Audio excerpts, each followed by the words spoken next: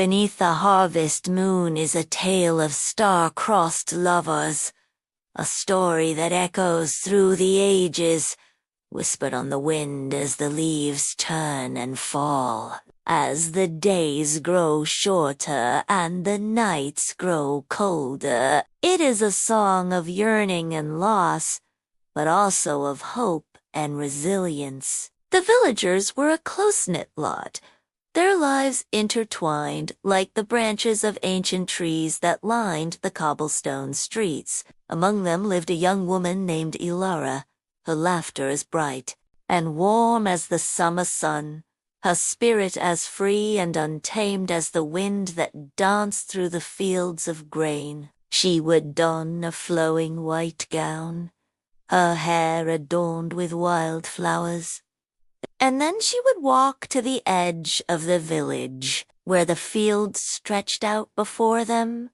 a sea of gold under the harvest moon. As Ilara was lost in her dance, a young man named Orion, who had recently come to the village, happened to witness her. He stopped in his tracks, his eyes widening in disbelief. He had never seen anyone dance with such abandon, such raw emotion, and he found himself drawn to her, not just because of her graceful movements, but because of the palpable longing in her eyes, a longing that mirrored his own. There she would dance, twirling and leaping, her laughter echoing through the stillness, all for the silent scarecrow. She had never thought that anyone would understand her, much less admire her for her devotion. He didn't join her in her dance, but he sat with her in the field,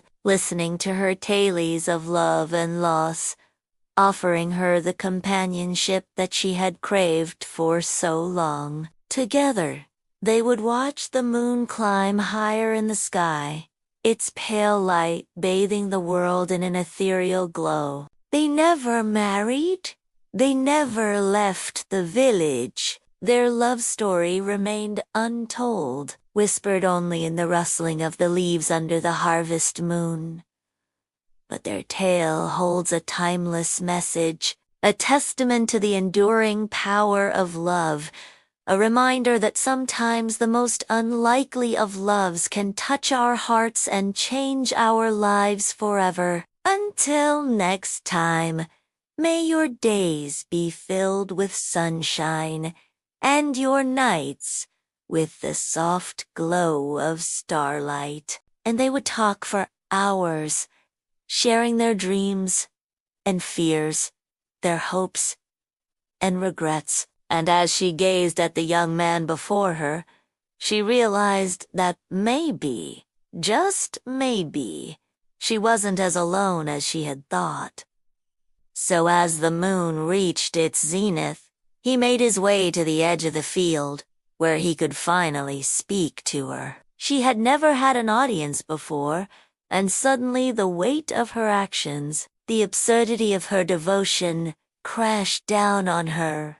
If anything, it grew stronger, more resilient. She realized that her heart had room for more than one love, that her devotion to the scarecrow didn't preclude her from loving another. And Orion's feelings for her deepened as well. He fell in love with her spirit, her indomitable will, her unwavering devotion. And when the time felt right, he confessed his love to her. When he was close enough, she turned to him, her eyes shining with unshed tears. Finally, Orion spoke, his voice soft but firm. He told Ilara that while he couldn't understand her love for a scarecrow, he did understand her need to love, to feel the warmth of affection, even if it was unrequited. And let her story be a guiding light in your own journey through love, loss, and hope. He told her that her devotion, while misplaced, was a testament to the strength of her heart, a heart that refused to be broken even in the face of hopelessness, and began to speak, pouring out her heart, confessing her undying love for the Scarecrow.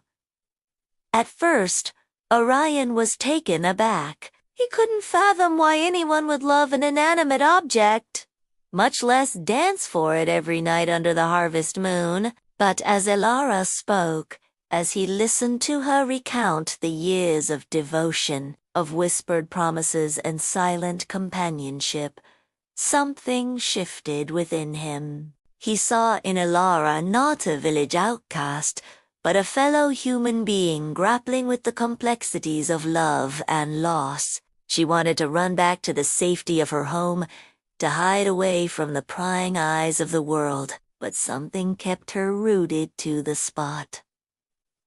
Perhaps it was the flicker of understanding in Orion's eyes, or maybe it was the hope that blossomed in her chest, the hope that someone might finally comprehend her silent yearning. This went on for many years, and yet not a single villager questioned Elara's strange behavior. They simply saw a young woman dancing in the moonlight and let her be.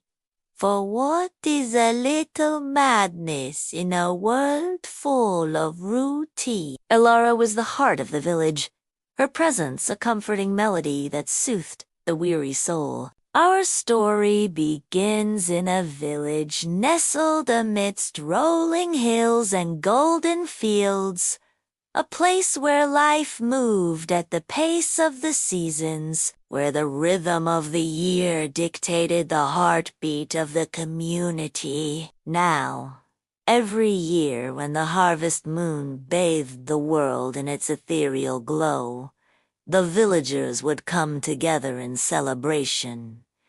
Yes, you heard it right, a scarecrow. To the villagers, it was just a man-shaped bundle of straw and rags, an inanimate figure that had no part in their lives. But to Elara, it was a silent sentinel that watched over her, a steadfast companion that understood her unspoken words. She had poured her heart into her love for him, crafting a tale in her mind as rich and complex as any romance novel. And now she was about to let her feelings fly, hoping against hope that they would be met with understanding, if not love. It was a time of joy and thanksgiving, a tribute to the bounty of the land and the promise of the seasons to come. But for Elara, this festival held a deeper meaning, a secret she had kept hidden beneath the weight of unspoken words and unfulfilled dreams. You see, Elara harbored a love for one who could not return her affection, a silent yearning for a scarecrow that stood guard over the village fields. However, as the moon climbed higher in the velvet expanse above, casting long dancing shadows on the ground, Elara began her ritual.